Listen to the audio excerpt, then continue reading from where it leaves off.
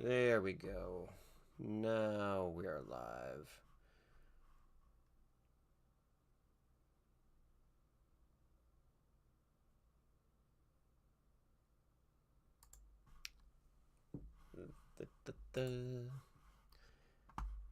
There we go. Now we're live. How about that?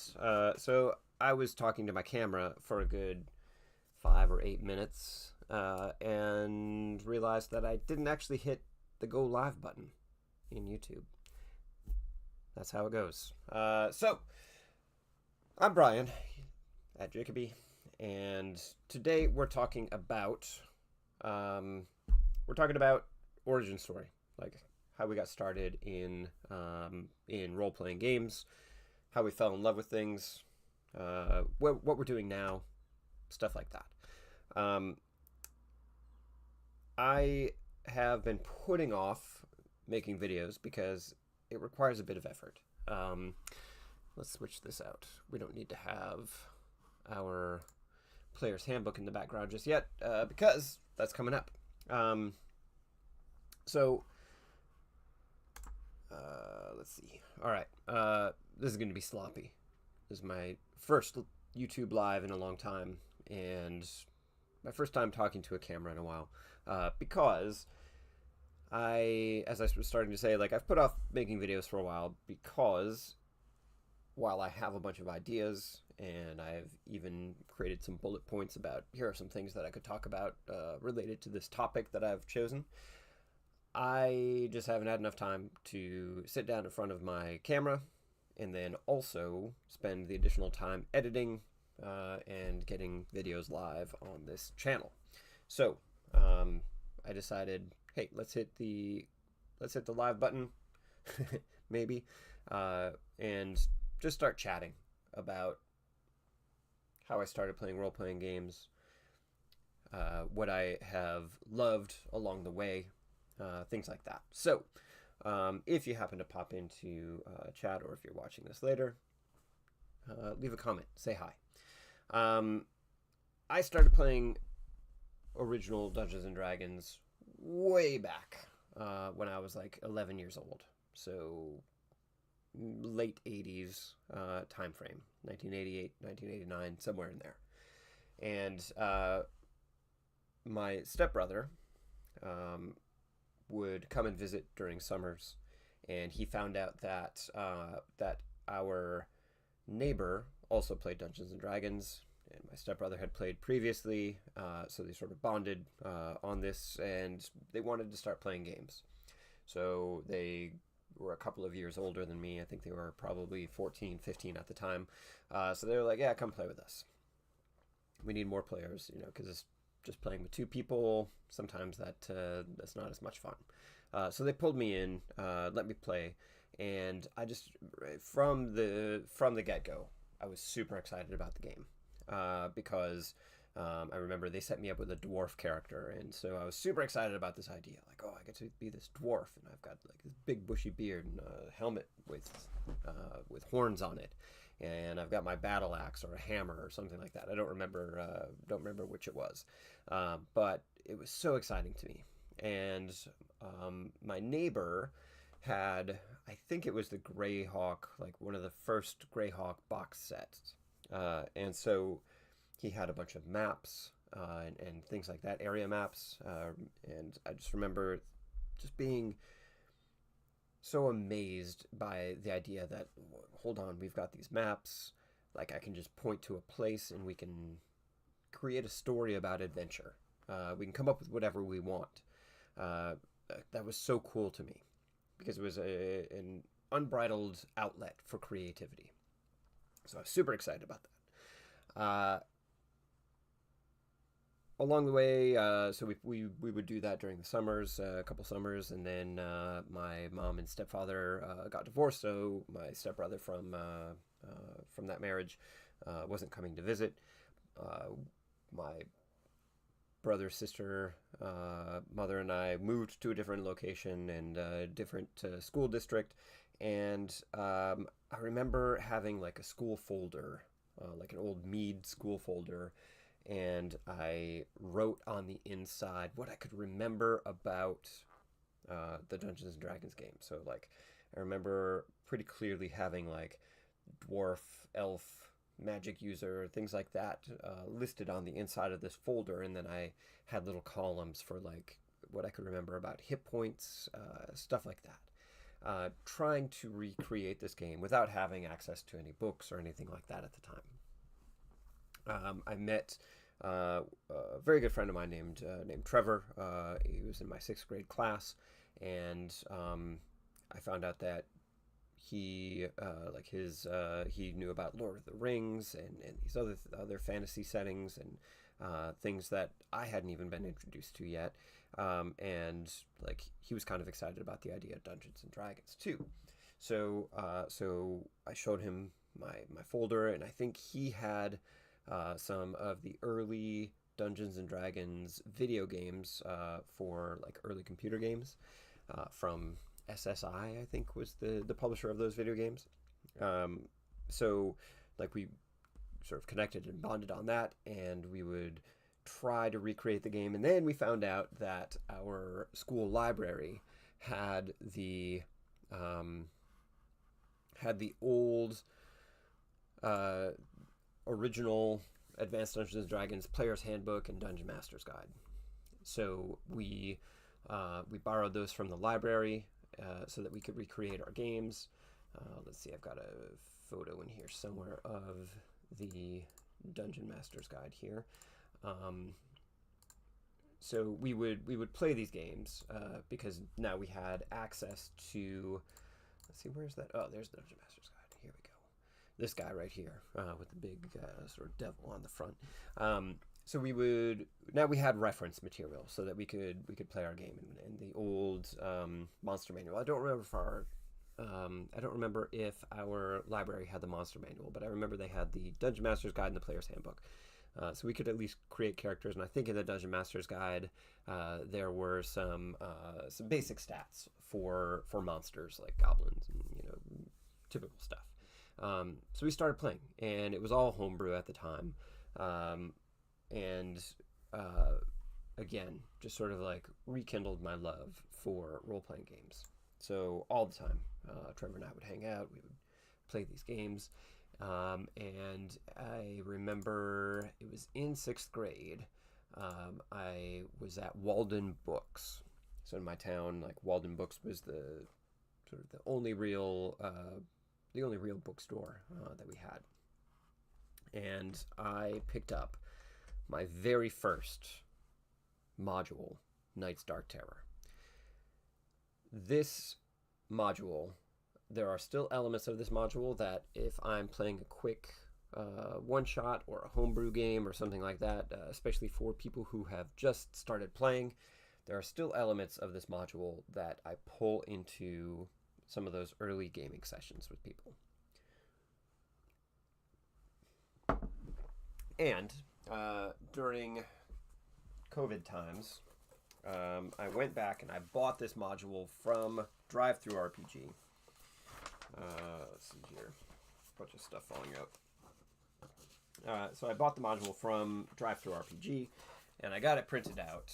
I bound it into this 3-ring binder, and I even went so far as to print out for the first handful of encounters. I, on my 3D printer, created terrain and stuff like that, because I was so excited. When COVID's over, I'm going to have a bunch of people over, we're going to play this game, we're going to have these 3D assets and stuff like that.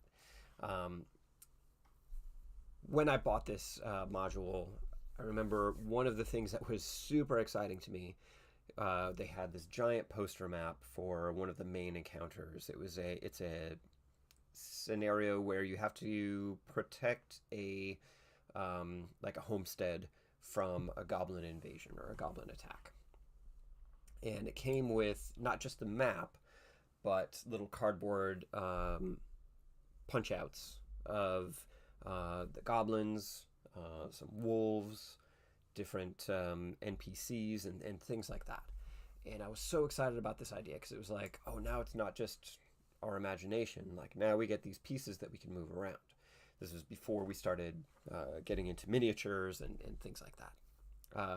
So Night's Dark Terror, way back in 6th grade. We played... I don't know that we ever finished this module. I know that we started and stopped it a number of times. I think just through bad GMing. There were a couple of TPKs. There were a fair number of, like, we would get started with, a group of 4 or 5 people, and then people would lose interest or not have time to get together because of sports ball practices or whatever else. But I don't remember if we ever finished this whole module. And it's quite lengthy. We'll probably come back around to this, but there have been some, because as I was rereading through this, I realized it was reminding me a little bit of Rise of the Rune Lords. And there have been a couple of forum threads that I've stumbled on that kind of said, like, yeah, Rise of the Rune Lords kind of follows a similar track to Night's Dark Terror. Maybe there's something to it, maybe there's not. Who knows? But I love this module. So good. Then, let's see. I think at the time, 2nd edition D&D came out. Let's see, I had some photos in here. There we go. So the old player's handbook. So we ended up with, like, everybody who was in my gaming group at the time. Like, we went out and got player's handbook. A couple of people got the Dungeon Master's Guide, and then during 2nd edition, I remember the monster manual wasn't just a hardbound book. There were a couple that were like that, but then they started releasing, like, 3-ring binder, like these giant binders full of monsters, and they would release sets that were like, the Monsters Compendium 1, Monsters Compendium 2, Monsters Compendium 3, Forgotten Realms Monsters Compendium. There may have been multiples of those. A bunch of different little packs that you could buy that would have 32, 64, or something like that. 3-ring binder sheets that you would put into your giant folder, or giant 3-ring binder full of monsters. And the most frustrating thing about that, well, there are 2 things that were super frustrating about it. Number 1, thinking back to, like, 6th, 7th, 8th grade, these sheets would often get pulled out, and so we would sometimes have, like, magic tape along the binding of some of the pages. And one of the things that sort of ground on me a little bit was when you would get the additional sets, there was no easy way to bind them into your existing binder alphabetically, because sometimes on one side there would be a because it was from a limited set, there might be giant comma something, some subtype of a giant. On the back of that page, it could be a monster that started with the letter J, something like that. So trying to fit that into an existing 3-ring binder in an alphabetical way was just impossible. So we ended up with these. We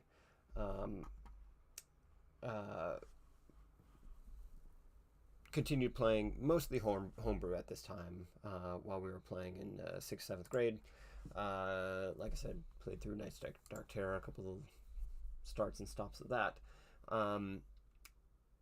Around this time, I think that's when my friend Trevor introduced me to Dragonlance Chronicles. And for my birthday one year, I think it was between 6th and 7th grade, actually, he bought me the combined set of Dragonlance Chronicles. So it was like this giant book. And I remember sort of looking at it. And at the time, I didn't read a lot because like I hadn't fallen in love with reading. Nothing that I had to read in school had really piqued my interest, and I hadn't found anything outside of school assigned reading material that was interesting to me. So he got me this book, and like I fell in love with reading at that point. And so I read through Chronicles. I found out that my mom's aunt was super into Dragonlance novels, and she took me to like showed me her bookshelf, and she had this giant bookshelf that just had, I think, every Margaret Weiss, Terry Hickman, or Tracy Hickman, Margaret Weiss novel that had been published. So she had like tons and tons of Dragonlance material. So I'd go to her house and borrow one, like just read through it and bring it back and like borrow the next one, read through it. Her son, my mom's cousin, was also into Dungeons and Dragons, so they had like another part of their shelf was old books that had like the orange spine books, like Dungeoneering, Survival Guide, Wilderness Survival Guide, things like that. And I remember I borrowed at one point a couple of those books, the Dungeoneering Survival Guide specifically, and was super excited about that because there were a bunch of ideas about how to map out your dungeons and things like that in the back of that book. And that really, that was a huge impact on me.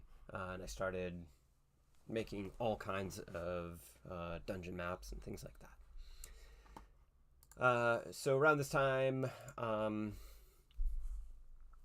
so we played a bit in the Dragonlance campaign setting. I purchased, nope, not that one, the Forgotten Realms campaign set. This campaign set is still very high on my list of awesome resources. And I was just starting to get into Forgotten Realms. I bought the campaign set, and then shortly after that found the Crystal Shard novel by R.A. Salvatore. And if you're familiar with this, you know that this is kind of like, I think this was the first introduction to Drizzt Do'Urden in novel setting. So, again, like, just read through all of the R.A. Salvatore material. The Crystal Shard series, his Drizzt series, all kinds of stuff. So we started playing, and again, this was still mostly what we were doing is playing playing classic AD&D, and mostly going through homebrew. A lot of it was based on just sort of like some of the notes that were in this campaign setting book, or largely based on movies, books, other pieces of media that we had access to. So we would just kind of like almost play through some of the books that we had been reading. I don't have a picture of it, but we also started playing through some of the published Dragonlance adventures and stuff like that, which at the time it was fun because everybody had read through the books. But what I remember of those modules, it seemed very railroady, and it seemed very like the book was written and then somebody sort of retroactively went back and said, oh, we should try to make a module out of this, is what it seemed like to me. And so it didn't feel free and autonomous. Like it didn't feel like we had the ability to just kind of like go off and do whatever we wanted. But we ended up one of my friends ended up collecting like pretty much every Dragonlance module, every campaign setting and stuff like that. And I remember we made a lot of our own homebrew adventures. We also started, like, I subscribed to Dungeon Magazine, so that we would have a constant influx of short modules that we could play through. And I remember just like half the time we would make up new characters to fit if there was something that was interesting that it was a certain level. So we'd make up our characters to fit that level, whether it was level 3, level 6, level 12, whatever, and just spend countless nights drinking Mountain Dew and eating pizza. Then let's see. Ravenloft. We got into the Ravenloft module, and then later the Ravenloft setting came out, and that was a big, at least one full summer where we were just excited about slaying undead. But Dark Sun was one of the major influences of our gaming sessions back in high school. Like, we had so many overnights, so many like full weekend sessions of just playing through Dark Sun. I don't remember any of the specific plots. I remember one of my favorite characters was a mule gladiator named Raluth, and in this in the old way of creating your Dark Sun characters, you would roll up your stats, and then you would roll, I think, percentile dice to find out like what your wild psionic talent was. And his wild psionic talent ended up being disintegration. And so he had the ability to just like blow things up with his brain. And so that was so exciting to me. And so like I had this badass gladiator who sometimes would just like disintegrate stuff. Yeah, so I remember that very vividly, that character anyway. Lots of Dark Sun. Lots of Spelljammer. We played a lot of Spelljammer. And then a lot of homebrew worlds. Then, at the end of high school, we all went off to college, different universities. And at the university I went to, I tried to get into a couple of different gaming groups, but there were few and far between, because at this time, 1995, 1996 timeframe, role-playing games were still not cool. It was still something that you just kind of like whispered that you're into, for fear of being ostracized or beat up by all the jocks. So I didn't find a group that sort of resonated with me at the time. The groups that I visited, they took their gaming sessions very seriously. Whereas the friends that I had played with through the end of grade school, junior high, and high school, like, we were kind of jokey. We weren't afraid to be kind of slapstick and humorous in our gameplay. Like, we liked to have fun. And the people that I met at university who were playing, they were much more serious. So I had a hard time fitting in with those groups. It just didn't work out. So I stopped playing role-playing games for a long time. Also because it was like, I have my studies, plus I was working so that I could pay for college, and social engagements, things like that. So didn't really get back into role-playing games for a long time. There was a point where I found out some friends had played Dungeons and Dragons, when they were in grade school, when they were in junior high, and so we talked about getting together to game. I think maybe we did once or twice, but because we had too many variations in schedule, never really took off. During summer breaks or holiday breaks, when we would come back to our hometown, my old gaming group from grade school and junior high school. Like we would get together and we would play together, and it was a ton of fun. After college, graduated. Well, didn't graduate college. I actually dropped out partway through. Moved to California. Still hadn't played, so I took a very long hiatus, probably 10 years. Let's see. Yeah, probably almost 15 years even. 10, 12 years, something like that. Without playing seriously. With the exception of meeting up with sort of my old gaming group from grade school, high school, during holiday breaks and stuff like that.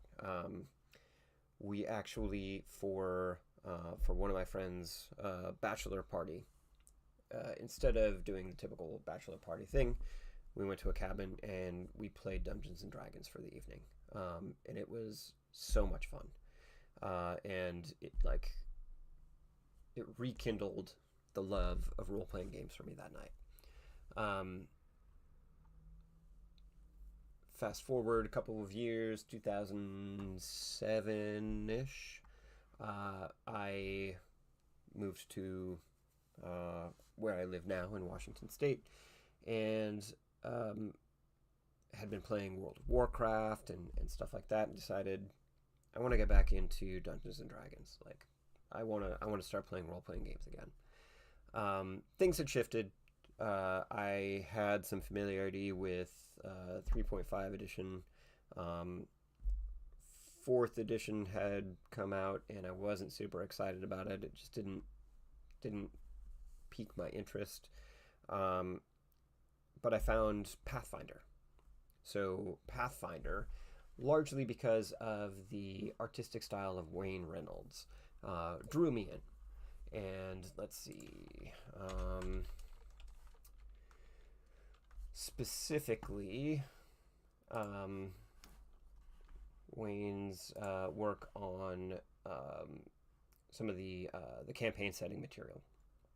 So, I mentioned it earlier, Rise of the Rune Lords. Let's see if I can find an image here. It's one of the things that I didn't pull up yet on my list, but I remember very specifically seeing. Where did we go here? Seeing some of his artwork for like Burnt Offerings. Let's see if this picture is going to come up here. This is a new tab. There we go.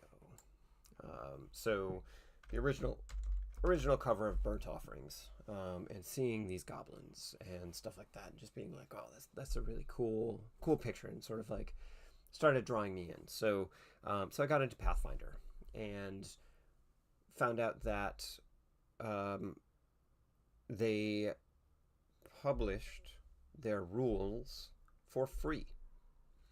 And so when I was putting a gaming group together, I sort of put some advertising out on a couple of different like Craigslist and Facebook. Like, I created a Facebook group and was looking for fellow adventurers in my local area, and I kind of put it out like, hey, we can either play Dungeons and Dragons, preferably 3.5 edition, or we can take a look at Pathfinder, and added a link that was like, with Pathfinder, the good news is we don't have to buy a lot of additional materials if we don't have it already, because the base rules are already available.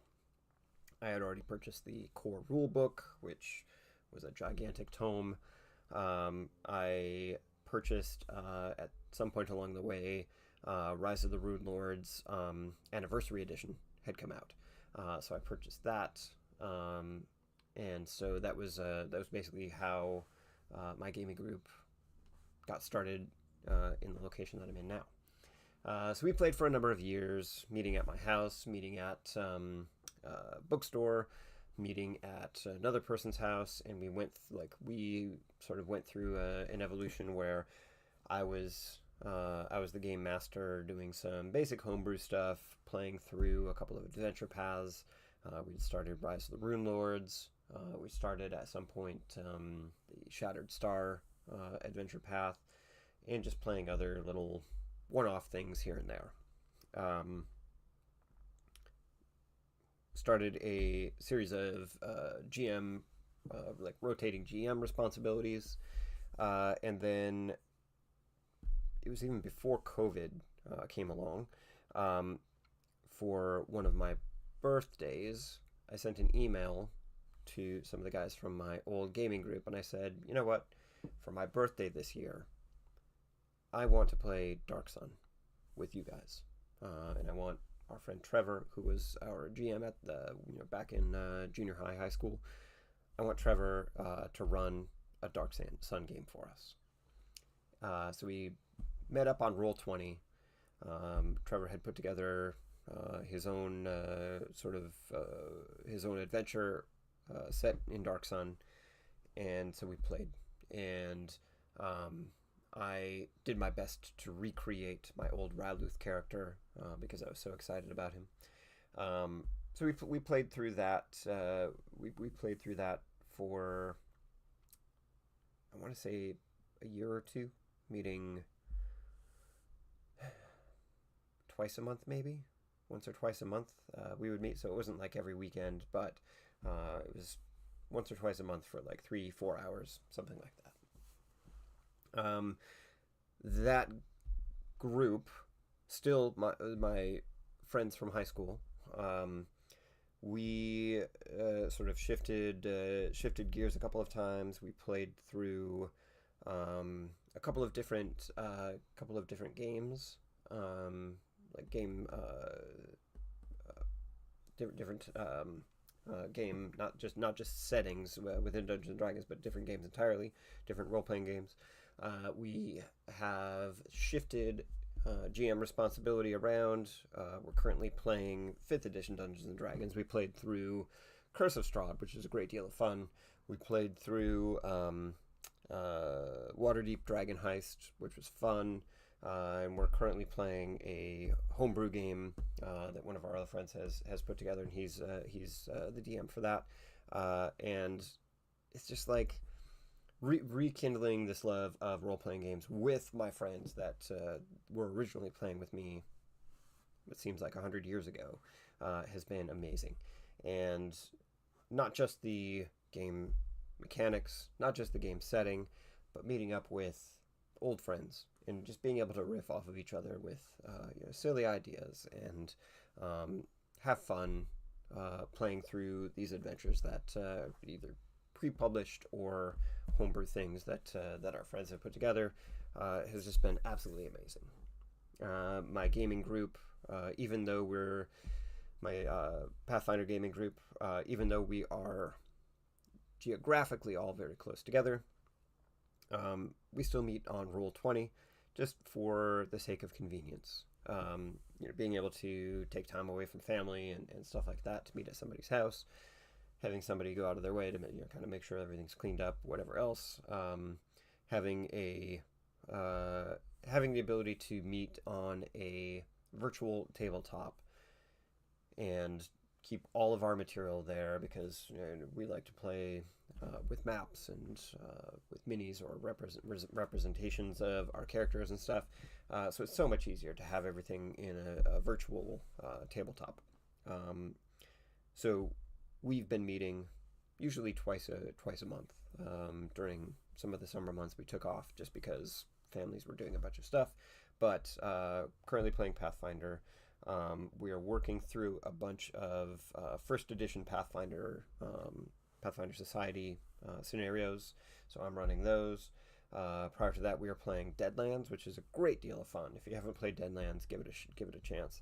We've played a little bit of Delta Green. Trying to remember what else we played. A bunch of stuff, and we've shifted around GM responsibilities. Playing in homebrew games, playing published adventures, stuff like that. So that's basically where I am now, playing Pathfinder and 5th edition Dungeons and Dragons. I have a lot of Pathfinder 2nd edition material, but haven't played a lot of it.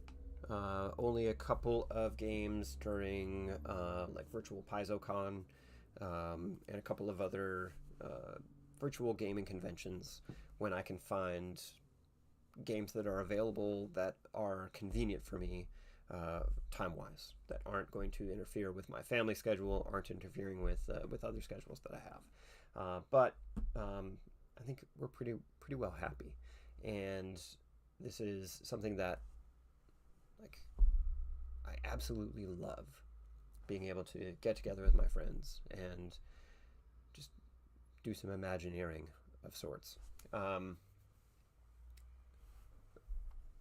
As I said a while back, Night's Dark Terror, one of the first modules, well, the first module that I purchased and fell in love with. I've already gone through the process of printing out tons of 3D printed terrain material for this adventure, and I'm excited about the idea of restarting this.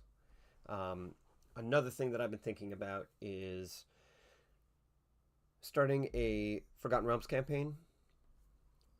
Maybe not even using Dungeons and Dragons campaign, or not even using Dungeons and Dragons rules, but maybe Pathfinder rules. Or I'm thinking about checking into Shadowdark rules.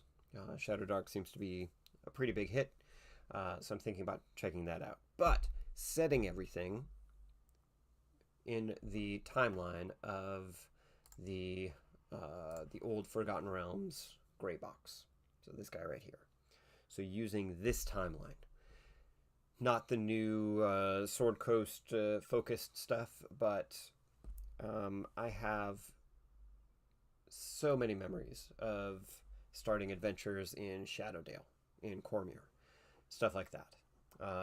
So creating a campaign based on this timeline, starting in Shadowdale. And I think one of the things that I might do is sort of wipe the slate clean as far as high-profile NPCs within the Forgotten Realms setting. One of the things that always kind of troubled me, maybe, is the fact that you have these godlike NPCs in the Forgotten Realms. Elminster, Kelvin Blackstaff, all of these people who are super high level and just ultra powerful. When the Zentrim come in and they're causing problems or something like that, like, why does my third level character have to do any of this? Why can't Elminster just come in and clean this up for me? So I'm thinking about playing a setting where it's like, Elminster exists. He may not be as high level as spelled out in the campaign setting, and in the region of Shadowdale, at least, maybe they don't even know that he's a powerful wizard. Maybe he's there, like, undercover. Like, this is his fortress of solitude. So I'm thinking about doing something along those lines. Shadowdale, Mithranor, and Anarok, all that sort of stretch of the Forgotten Realms was always super interesting to me, because you have the influence of Netheril there, you have just sort of like interesting geographies, you have a crossroads of where different groups and things are kind of all in that area. So you can create a lot of really fun, material can be set there. So that's pretty much all I've got. Like I said, I wanted to hop on a live stream and just kind of blah blah blah for a little bit, talk about how I got started in role-playing games, Drop a comment below. When did you start? How did you start? What was the first material that you played? Was it a specific edition that you played? Do you still play with the same groups that you played with when you started? What is the current what's the current game system that you're playing? I'm interested in knowing what people are doing, how you got started, stuff like that. All right. I'm Jickoby, Brian at Jickoby, and that's it for now. Until next time, I hope you